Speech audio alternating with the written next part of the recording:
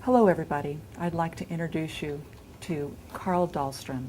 We're going to be having a conversation today and invite you to participate in the dialogue and the information that is being offered by Carl, who is the trustee for ProAdvocate Group. Myself, Victoria Labella of Medical Marketing and Management Resources, would like to enlighten, inspire, and empower you to a new program of information on how to successfully and legitimately work as a biofeedback practitioner or in any area of the biomedical ranges of modalities that we offer in our practices, whether we're a naturopath, whether we're in alternative medicine, and actually help to create the bridges that are really important to working with everybody in our healing communities. And Carl Dahlstrom is the trustee of ProAdvocate Group, and I'd like to introduce him because his years and years of well-founded information and material will be very guiding as to how this is going to look and shape for you. And I feel very honored to represent this and bring this to you. But today our conversation is with the person that has mastered all the information, Carl Dahlstrom. Hey, hi. Hi, Carl. So glad to have you. Thank you. Thank you. And I can't wait for you to share with everybody what ProAdvocate Group is. And your history and your years with this is so inspiring. And in this process, please share with us what ProAdvocate Group is and also what a private medical membership association is. And please tell us. Okay, well, of course, I got started in this in 1973. I was out giving seminars on revocable living trust. And of course, everybody was saying, well, you're practicing law without a license, because I didn't have a license to practice law. Of course, I had a master's degree in physics and half of a doctorate, but that's still not a license to practice law, right? And so I actually then learned, a friend of mine told me, he said, well, Carl, why don't you look into associations? And I said, gee whiz, I've never heard of such a thing, but I will, I'll research it. Well, I found out that there's several Supreme Court decisions that say you have a right of freedom of association in this country under First and 14th Amendment. Okay, and you're outside the jurisdiction and authority of all state and federal agencies and law enforcement. So I formed an association then called American Law Association. So when I given seminars then, or getting people to do the kind of things that we were talking about in the seminars, they would become private members of that association. So I had formed a private legal membership association. Now, because the Supreme Court said in many of the cases that this concept of freedom of association is not confined to any field of human interest.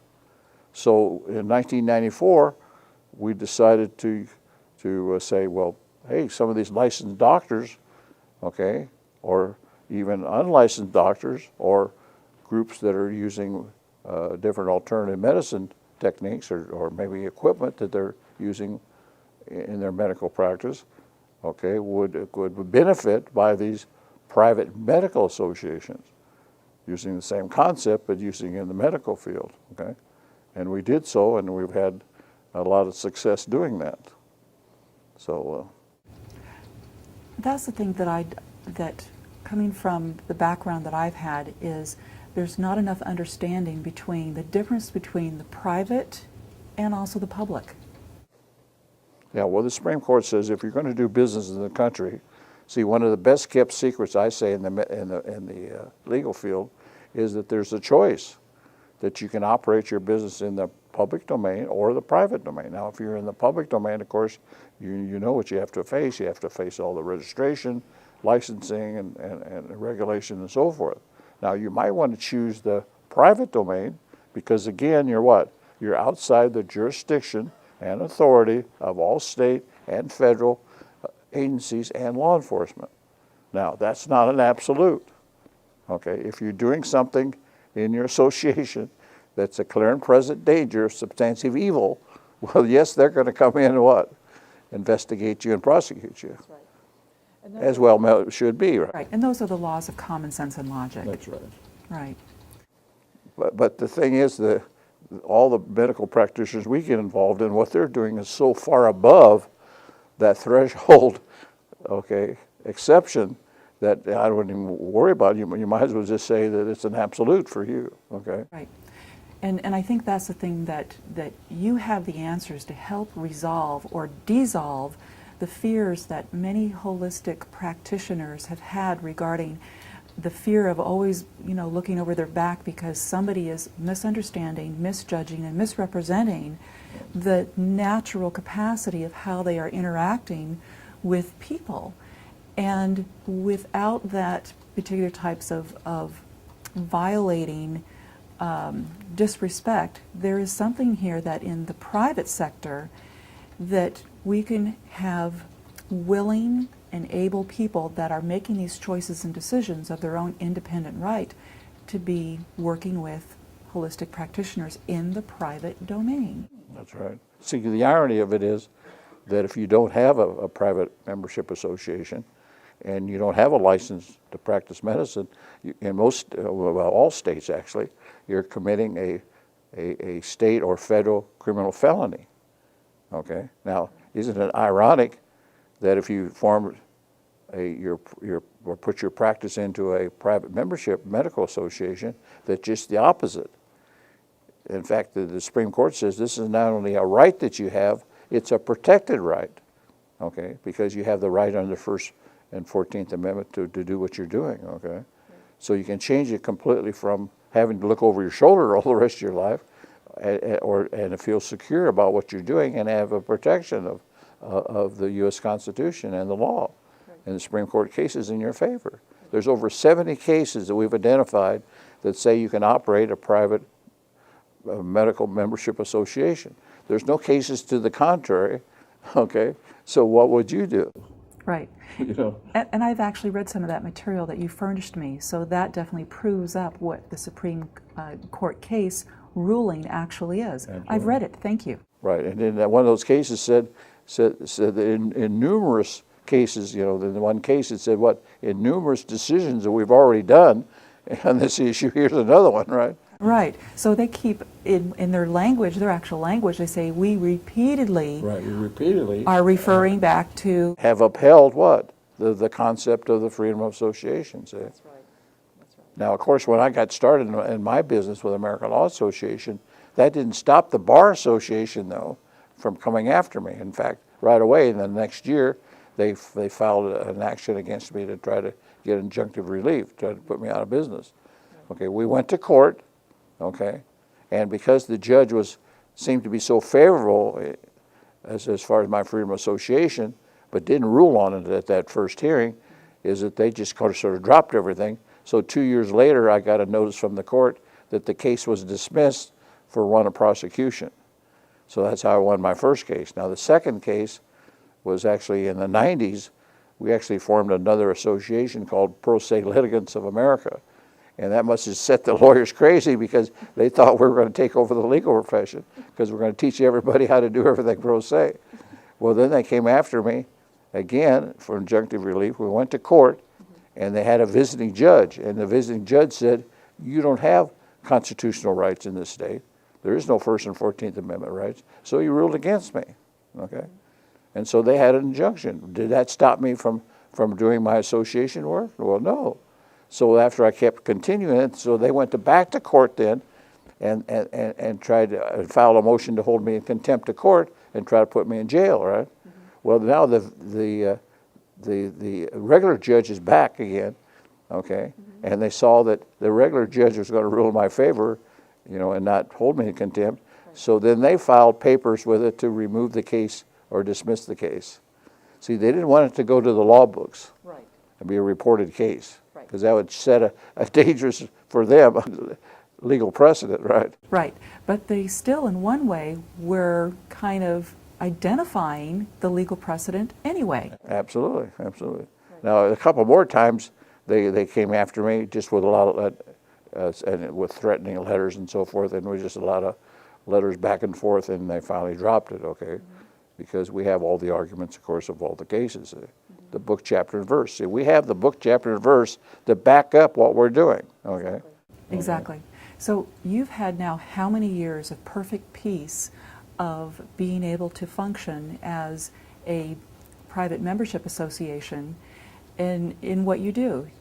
Well, there was an interim period there, but it was from about 1974 until 1994, I didn't have any problems. Right. There may be some letter writing back and forth. Right. And then from 94 to date, we haven't had any problems, okay? I think they finally gave up on thinking that Dahlstrom is doing unauthorized practice of law. See, I'm not doing unauthorized practice, I'm doing authorized practice of law in my private legal association under the private domain. And so that's the same way in the medical field, okay? They can say that that's unauthorized practice of medicine. No, it's authorized practice of medicine in your private medical association under the private domain. That's right. And that's the first time in your life, if you have a PMA, that you're able to say that. Because otherwise, you are guilty of what? Unauthorized practice of medicine, which is a criminal felony in all the states of the U.S. Right. So why would you want to live under that threat every day that you have to keep looking over your shoulder and wondering what's going to happen, right? Right. And that's what we're trying to alleviate. Absolutely. And it can be. That's the irony of it is what? It can easily be eliminated, okay, in your life, in your practice. That's right. What's wrong with that? And basically, you've already been able, through all these almost 40 years, you've had the legitimacy of the experience of being able to carry on and do what you do and bring it to light. Yeah, because continuously, no matter what happened, we didn't interrupt our business one bit, even though we were attacked 4 different times. Right. 2 times we had to go to court, Right. 2 times a lot of letter writing, but we just kept doing what we were doing as a private legal association, right? Right. And you've been able to prove that because you've been on the front line. Absolutely. You already have been able to kind of break through some of those informational barriers that no one has been able to forge through.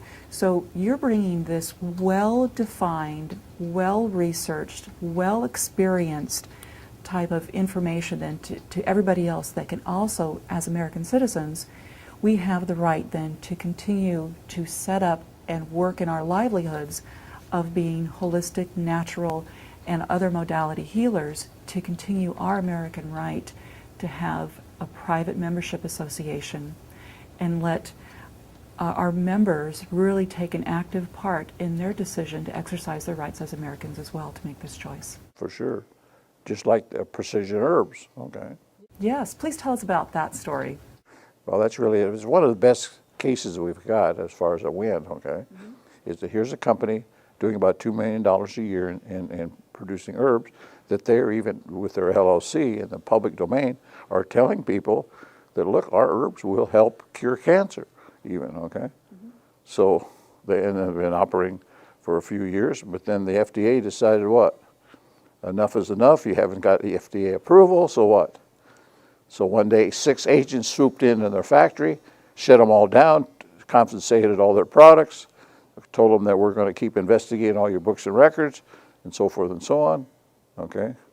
And so the owner, Dr. Overman, okay, of course, he's trying to find out what he's going to do about this, so he called 2 law firms, one in Washington, D.C. and one in New York, and said, look, the FDA has just shut us down, okay, can you help us with this? And these law firms told him what? Well, if the FDA wants to shut you down, guess what? There's just nothing we can do about it, okay? Oh, that's sad. Yeah, that's sad. So somehow they found out about Carl Dahlstrom, okay, and our association, ProAdvocate group. And so he called us up and he said, well, Carl, can you help us? So I said, absolutely.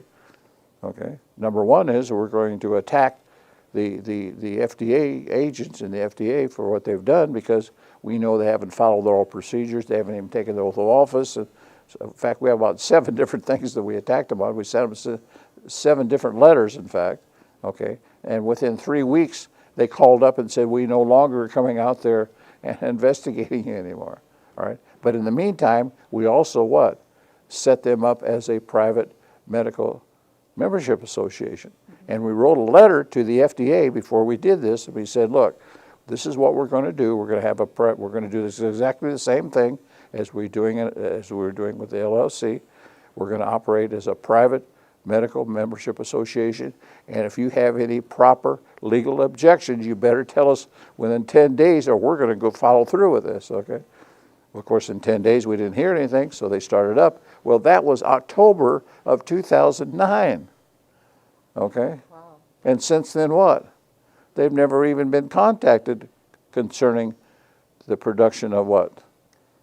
These herbs to cure cancer. Now, the irony of it is that now that they're a PMA, they can even advertise publicly what they're doing and feel good about it and be legal about it. Because even on their website, what do they say? That our members now of our private association in the private domain have taken some of these herbs and it's even cured cancer. Right. You see what I'm saying? And that's what we're looking for is a way to authentically legitimize the truths that we see, Absolutely. whether we're practitioners, whether we are just consultants, and also the people that have been patients and clients and then now are becoming members then. Right. They want to have a voice and being able to speak up to say, we want to choose this and we want to have this available to us. Well, if nothing else, it gives them freedom of choice of these so-called former patients that now become what? Private members, and they have to sign a contract between the private member and the private association, okay? Now, they do give up some rights there, is that you're not protected by the public agencies anymore. So you're not under that public, situation. You're under the private contracts that you have in the articles of the private associations. Right. And there's also then, in private membership associations, there's also a multitude of other different types of companies that are also types of membership associations that are either in other areas that we enjoy all the time as normal people, but we don't think of connecting some of them that we already are members to, such as, say, I'm going to bring up a few examples. In the retail world, we have Sam's Club, we have Costco. In other areas that we enjoy, we have country clubs. Boy Scouts of America is even one of them. NASCAR, there's a list of people that have private membership associations in order to enjoy what decisions that we want to choose as Americans in life. And we are enjoying them, but when we understand that we become a member of that particular club, group, or association, we're already in an association. So there's no difference in how then we would form and set up our own practices. It's interesting that you mentioned Boy Scouts of America, Yes. because that's one of the best cases that went to the U.S. Supreme Court that we use to substantiate what we're doing. Right. Do you know the story behind Boy Scouts of America? There's a few stories that I know, but I want to hear yours. Okay. Well, they had a scoutmaster that was gay. All right. Now, so they fired him because, of course, that didn't fulfill the purposes of the association. Okay. Now, if that had been in the public domain, that would have been a criminal felony. That's right. Okay. Discriminatory Discrimination, right? Okay. And so, of course, he's upset about it because he was fired, and so, of course, he complained. He filed charges against him. Okay. Right. The case went all the way to the Supreme Court, and what did the Supreme Court say? The Supreme Court ruled in the favor of the Boy Scouts of America. Absolutely. Now, if that isn't a prime example of how it works, I don't know what else I can show you. Right.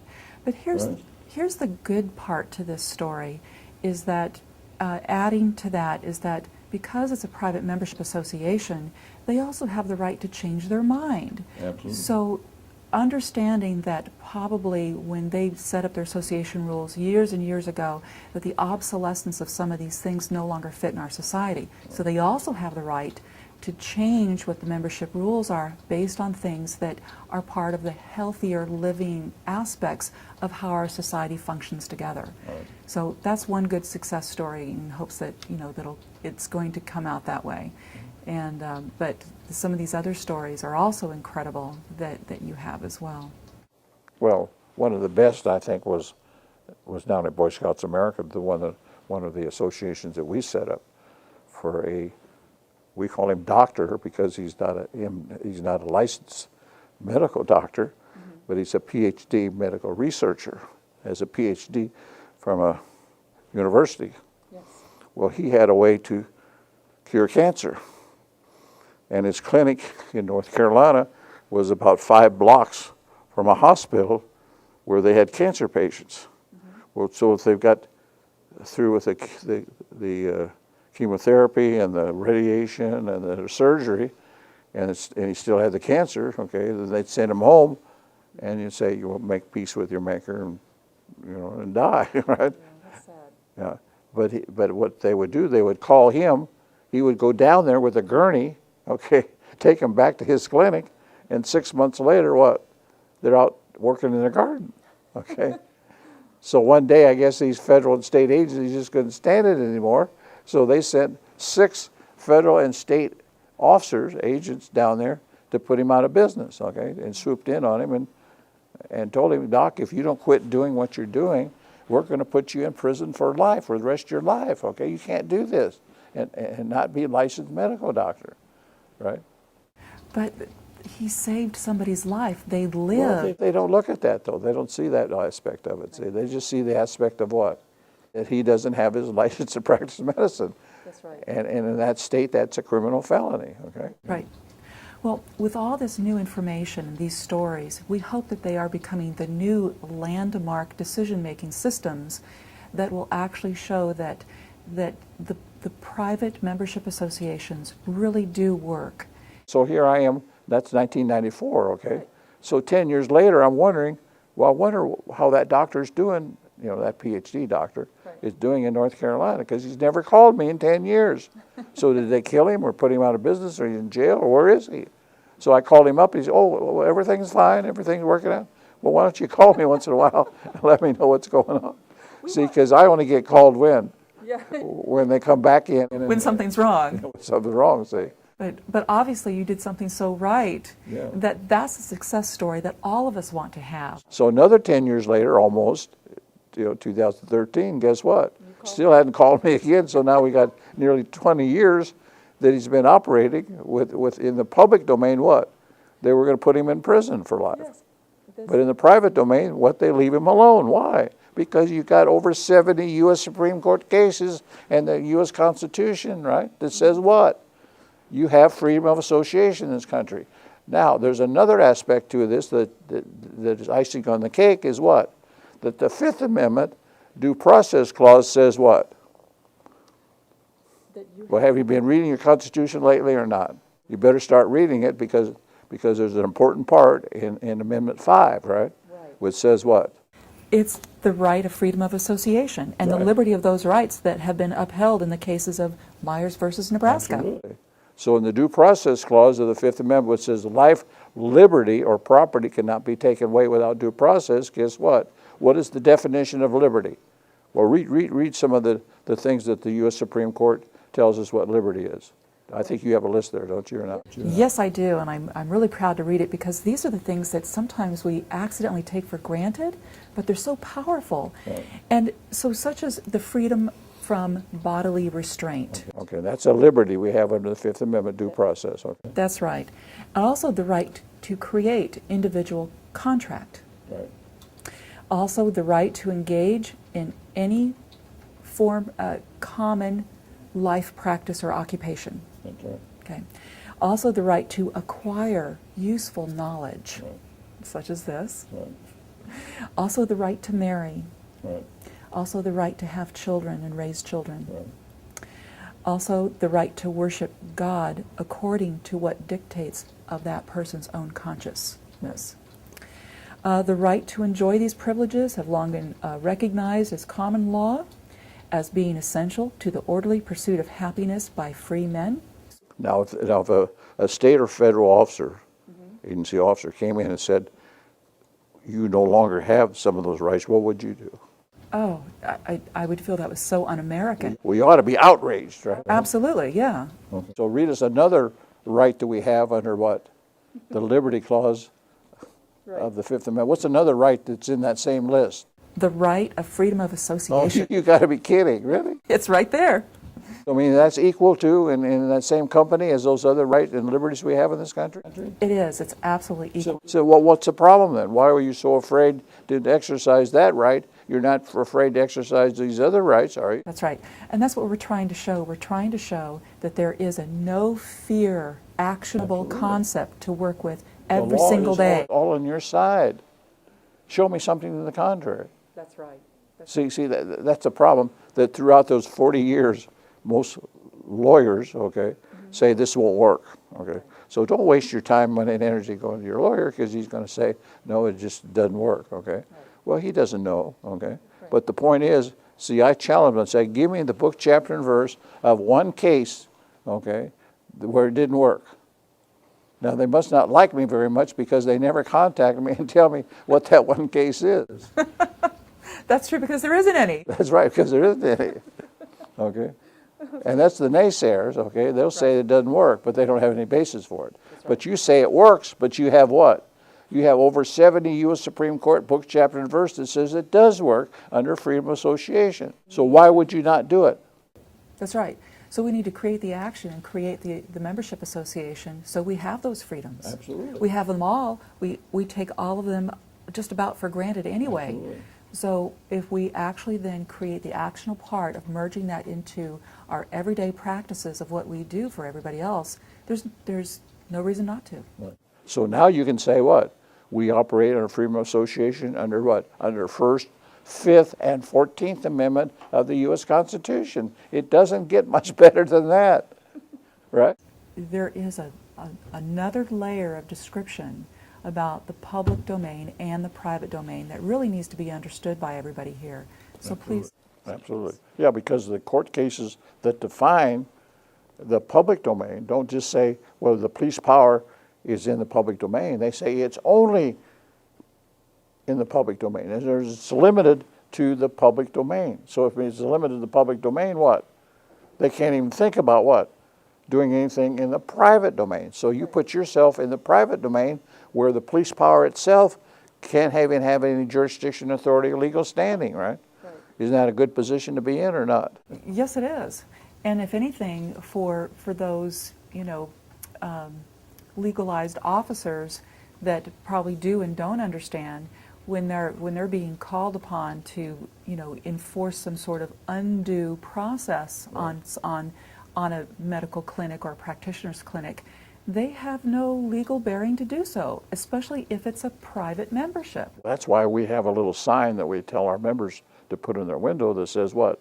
We are a private medical membership association. And the thing is that we have people that tell us, or members that tell us, that they've had agents come to their door, and when they read that, they turn around and go home. That's right. You shared a story with me at one time where the practitioner actually had almost a conversation to almost like educate the officers with their badges about the private membership association being based off the First and 14th Amendment, and they very kindly and gladly shook hands and walked away. That's right. Yeah. Yeah. In fact, that was even in the securities field. They used the private association to use the membership fees as a type of security offering, which would be outside the jurisdiction, so they wouldn't have to register securities, and you have to be a broker-dealer to even sell the security, right? Right. It was Homeland Security then that had a file on this, and they thought, well, here these people are doing all this, raising money and doing all kinds of things. We better investigate and see what they're doing, okay? Well, after they came and they told them that they're operating as a private membership association, they closed the file and said, well, we think that you're doing a great thing, and then they closed up and went home. Right. So what's wrong with that? Right. Now, that's a really important point that you've touched on as well, that there are other really a wide branch of membership associations that are working in other different types of related industries. That's right. And are very successful in doing that. And you've proved that as well. The association participation is really open to so many aspects of our industries here in America and also in other countries, as I understand. Right. But also, there are even if somebody were to question this from the legal standpoint, and the two things that, from my understanding with you, is an attorney would probably say, oh, that doesn't work. But then again, you have many attorneys that also could take advantage of the PMA. Right. In fact, those are those NAACP cases, is that the NAACP hired attorneys. Okay. Right. Well, then the Bar Association tried, and the Attorney Generals tried to even charge the attorneys with a criminal act, because in that state they had laws against what they call barratry. Okay. Well, barratry is a criminal offense, but the U.S. Supreme Court ruled what?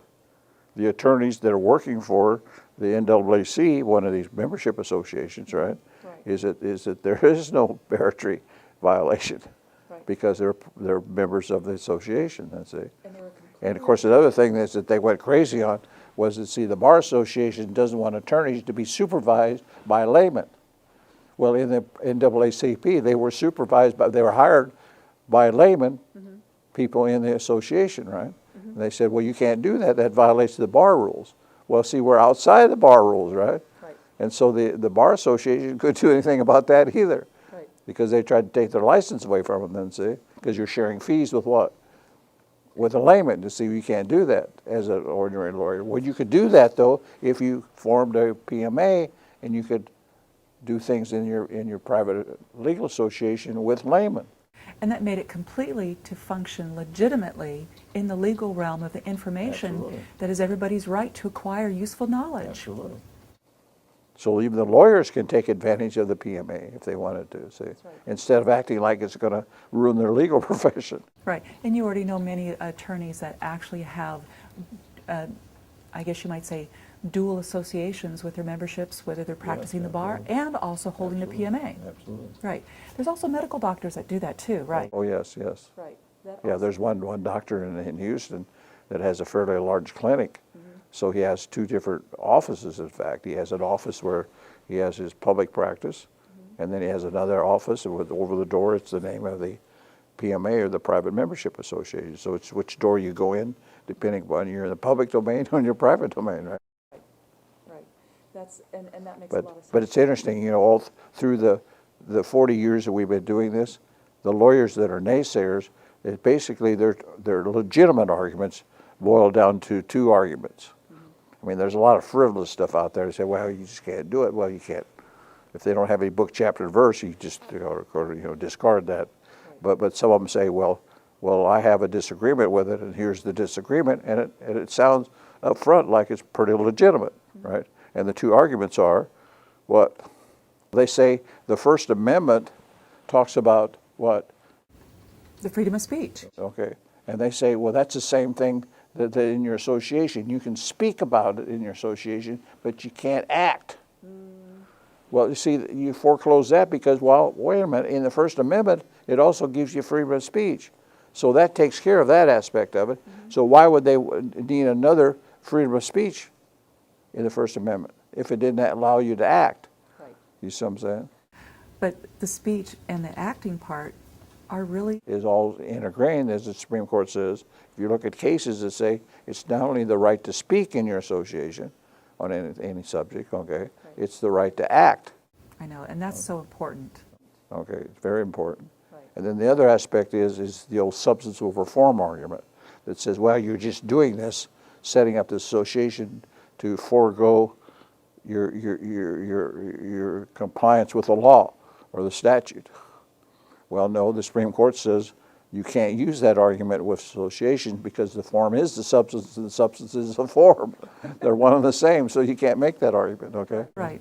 So it's perfectly balanced in its synergistic form, and it's legally legitimate. Now, another aspect of this is that you can make the argument from common law, because when we set up this country in the U.S., we adopted what English common law is the basis of our legal system, which says you can do anything except what the law forbids, right? Okay, and every state except Louisiana originally started out with that basic common law. Right. Now, Louisiana, by court decision, though, later, said that we also are using common law principles to interpret our law, even though they started out as a civil law country. Right. All right. So then we've researched foreign countries like Canada. Now, Canada doesn't have freedom of association in the Constitution, but they have adopted by federal statute, Canadian federal statute.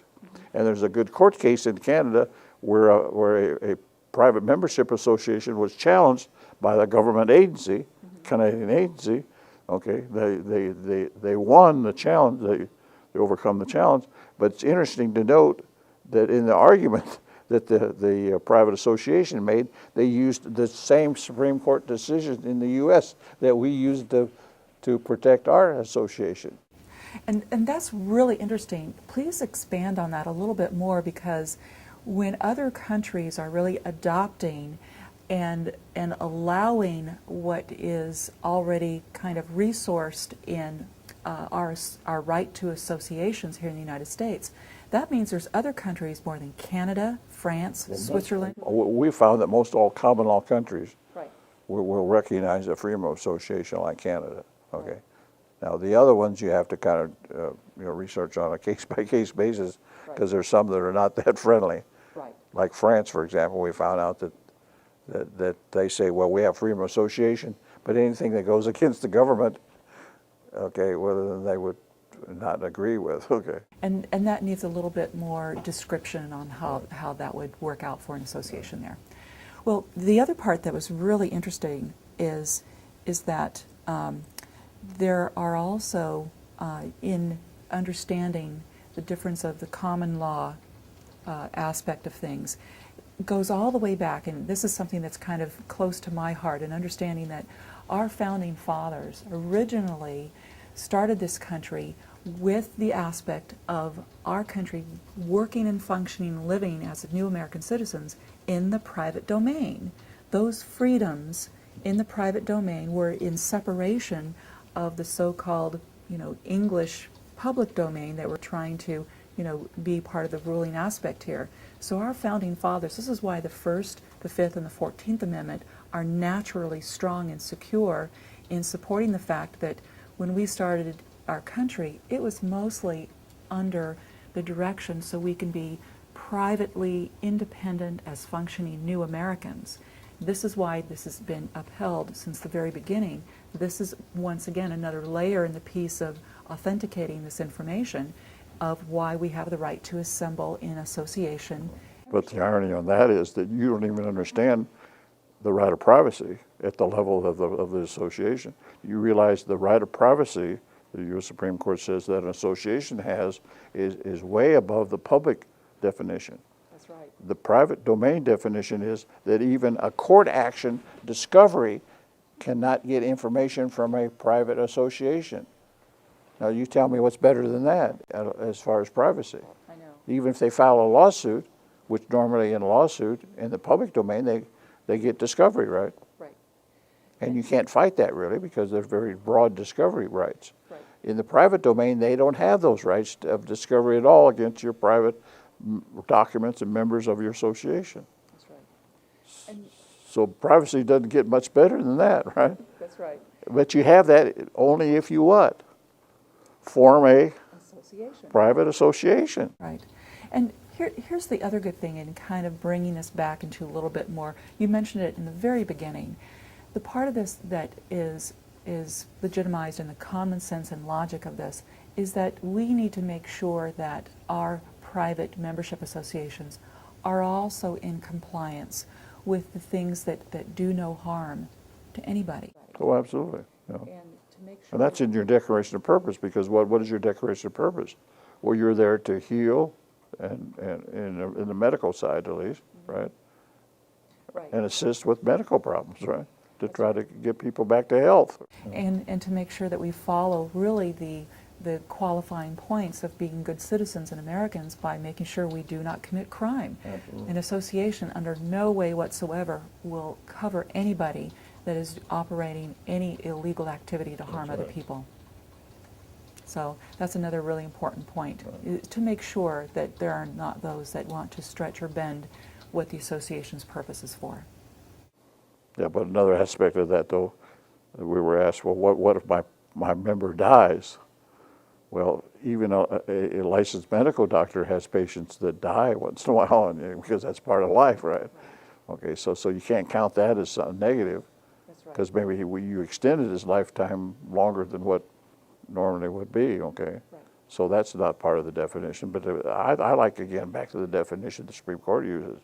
Unless you're doing something that's a clear and present danger of substantive evil, okay, well then that's just something that you can do in your association. Right. Okay, it has to rise to that level then to even be questioned, right? And that's something we definitely hold exactly to the letter. That's right. Now, Carl, one of my favorite stories of yours, because this really addresses a large population of very good, successful, or successful yet to be, but entrepreneurial practitioners no matter what the size of their practice is, that this particular story regarding the nutritionist is really important.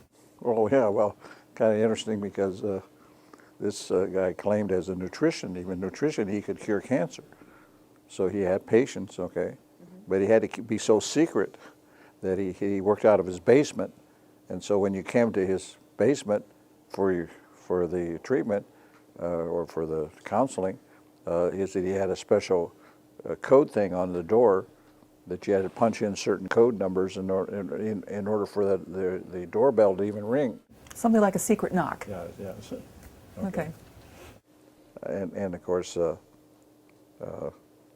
he couldn't advertise, of course, and of course he couldn't say anything about healing or diagnosing or anything to anybody other than his patients. And I think he even tried to give disclaimers on that.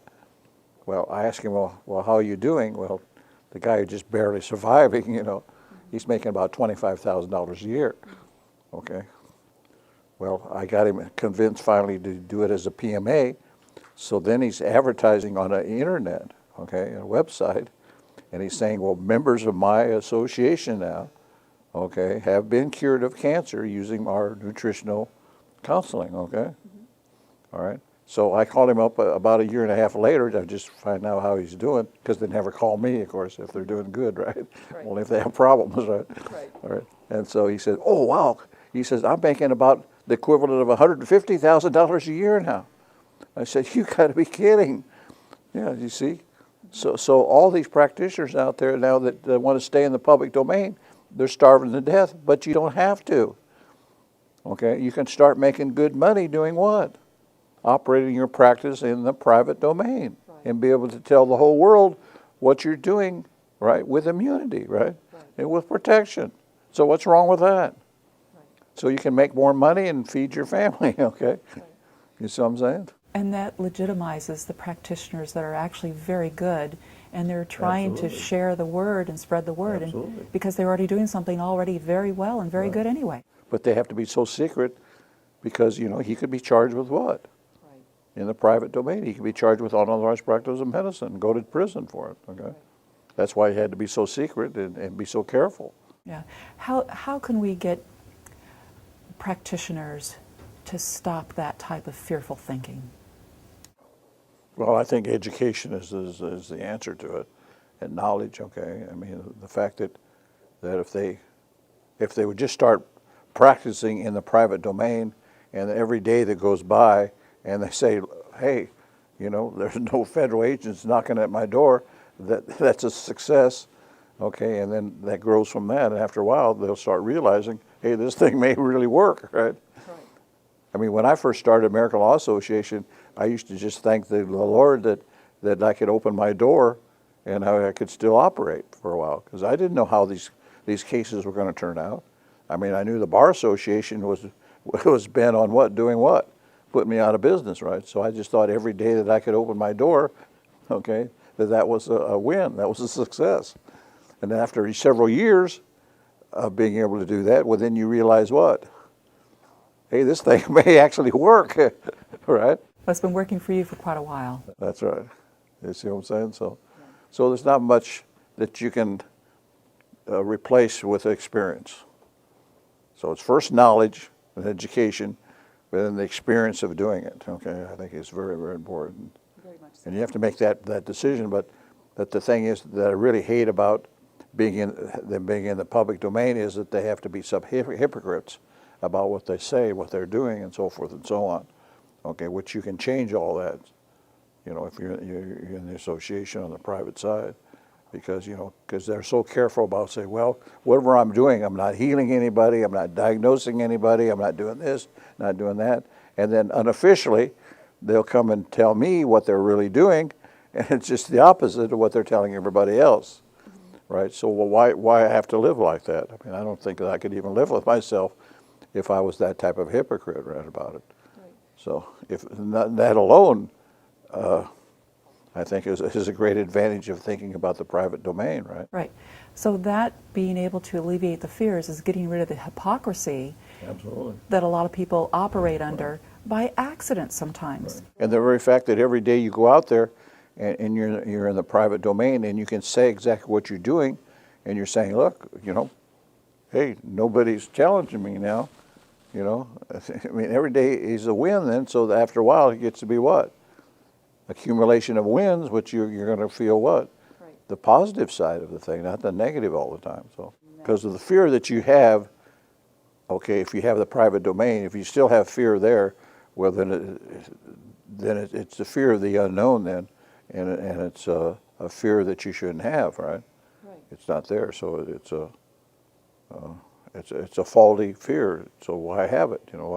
Why even allow yourself to get into that realm?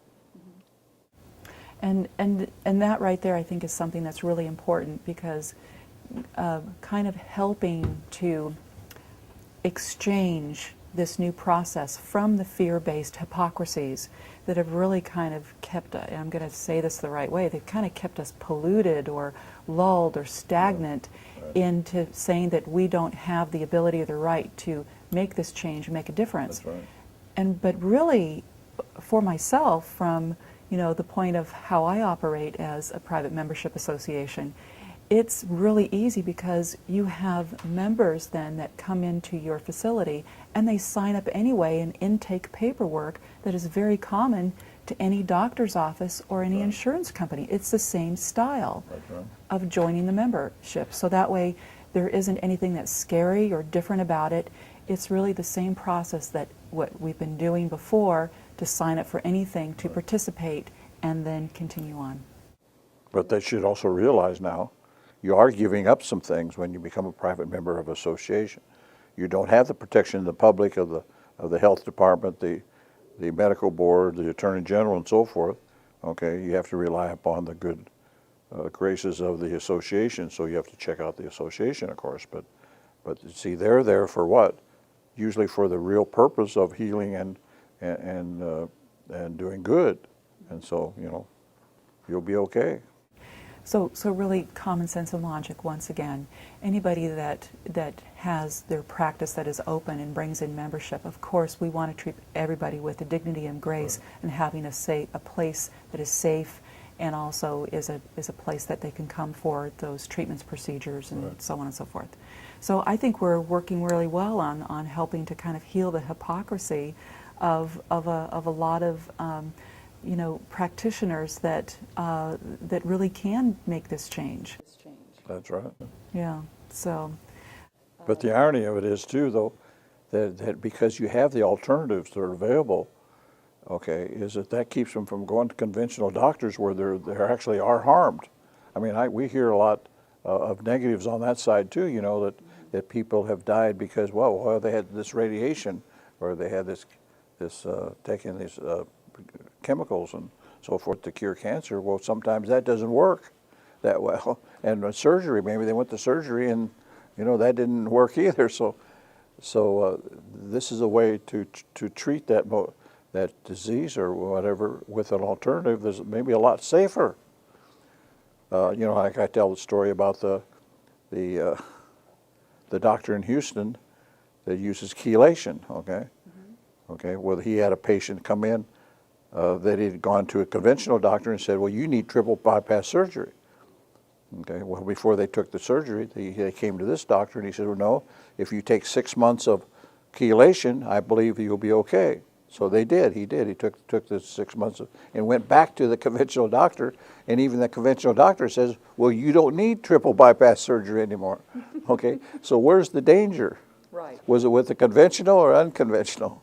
Yeah, and I think right there is a really good point to kind of exercise, is that, there's something here where our medical environment of our medical doctors, sometimes there are those that are really wanting to see where the balance is in the creation of there are some that are ready, willing, and able to find very well-channeled referral sources of holistic and natural practitioners that want to have a very cooperative, win-win bridge working association. But the irony of the whole thing is that we always wondered, well, why wouldn't that conventional doctor then find out what this guy had done to get the healing of his heart, so he didn't need bypass surgery? Right. But the unconventional doctor never got a phone call from the conventional doctor to find out what he did for him. So that tells you whose best interests are they involved in. Right. The making the money of the surgery, the bypass surgery, or to make people well. And there's also another bigger part to that, is that, you know, we hope to open the doors of this particular type of association and relationships between one another, the allopathic community and the natural and holistic community, to say we're here to really work in a cooperative manner for one end result, and that is for the patient, the person, the human being. And if we could actually see that we both have many different things that can cooperate together, the allopathic community provides so many other really good services. But see, the irony is that that conventional doctor, even if he found out what this patient did, and he said, oh, he's taking chelation, well, he can't use chelation because the medical board would try to take his license away because that's not something that's an ordinary customary practice. Right. See, so the only answer again is what? The private domain. That's right. Because the conventional doctor that could set up a PMA, private membership association, and do chelation, Right. even if he's licensed. That's right. And then that will either expand the knowledge and the scope of that medical doctor to take that on into their practice, or it creates a new referral base then, but it's always for the benefit of the person. But here's the other thing, is our identification or choice, whether you're the patient, the client, or a member, it is your right to choose. But you're not given a choice, that's your problem though. And sometimes if you have a choice, you have to maybe travel outside the U.S. to take advantage of it. See, we have doctors now that are practicing offshore and are seriously considering to come back to the U.S. where they want to be, because most of their patients are where? In the U.S. Right. Does that make sense or not? Absolutely, and that way, that allows them, you know, in a private membership association, that allows them the complete legitimacy of what they already know how to do very well. That's right. Right, and the same thing with, you know, hopefully in the future, and we know it's coming about soon. I know I have had that opportunity of having medical doctors refer their patients to me, and in that type of cooperative type of essence, and a really good doctor that cares about what the outcome is for that person, and also that person really has more of a take control journey of their own process to actually, you know, heal themselves, then that is also the new paradigm of how we really are taking care of our American public even that much better. That's right. So in the bigger picture and the bigger scope of this is, if we unify all of what we have here to offer, there is no conflict of interest. What we have is so many methodologies, so many modalities. And medical doctors, I've heard them admit to me personally before that they don't go to school to learn the things that we learn. And what we learn, we don't go to school to learn what they learn. But there is a really beautiful part there where we understand the identity and the point of purpose of what we are learning together and what we have learned in the medical field and what they have learned in the natural field. There is a point of unifying our referral type basis to work together. And a lot of that still takes place with or without a private membership association, but especially works the best in order to make sure we relieve any hypocrisy issues or any fear-based issues. That can be done professionally, legitimately. The problem, though, that is not solved unless you use a private association, is there are some cutting edge medical devices and technologies that I think could be increased more or researched more if there was a private association type thing utilized, okay? Right. Because they're still fearful. All these guys that are on cutting edge are all still fearful of the agencies coming in and doing something, okay? Right. And that also would be alleviated as well with the private membership association. Right, because they could actually do more research and do more actual application of these cutting-edge technologies without the fear again. Okay. Carl, do you see this in the future as something that, with a bridge or a unified working resource together, that this would actually really cut costs and save monies with the insurance companies? I've had some doctors tell me that once they formed a PMA, okay, that they can charge about 1/5 of what they were charging before, okay? And if they can eliminate, of course they're now on a cash basis, but they eliminate all the paperwork and they need a couple people, new people they have to hire in the office just to take care of all that paperwork and filings and so forth, is that they think under a PMA they can charge about 1/5 the amount that they were charging in the public domain. But as a business operator, that seems to make sense. You can actually then, have less labor and less overhead by the people And that just are the irony is paper that pushers. That these people that you say are not cash customers or clients, okay, or members, now if it was 1/5 the bill, they could probably pay the cash. Right. They can't pay the cash because you come at them with a $100 bill for one visit and you can charge 20. Well, they could probably afford the 20, right? That's right. And I think this is a huge new initiative to invite the insurance company. And then the irony is on that is that if you only charge 20, how many patients would he have? How many new members would he have? That's right. I mean, the members would be lined up out the hall down the street. Well, we've talked about so many things today, and we've had a wonderful experience with all this new information. And we hope here at Medical Marketing and Management Resources that this, cooperation and new association to help bring what a private membership association, especially in the medical realm, but knowing this is so expansive in so many other areas, for people to really exercise their rights in the private domain. And when we know that as future members are coming into a medical membership association, that they can be taken care of and guided and have all the same self-dignity and self-respect, probably that much more enhanced by being able to make these choices independently for themselves. And with guidance, knowledge, and information that's there for our freedom to choose, our freedom to take advantage of our right of association, we're going to be better, I guess you might say, unified with all this knowledge and information to help ourselves. Absolutely. So, Carl, this has been quite an experience, and I know that I talk to you quite often. We share stories, we share the intelligence and the information of everything that's going on, and please, let's continue this path of inspiration, empowerment, and enlightenment for everybody that wants to be a part of this. Okay, we'll do it. Right, Thank you much. Thanks. Yeah.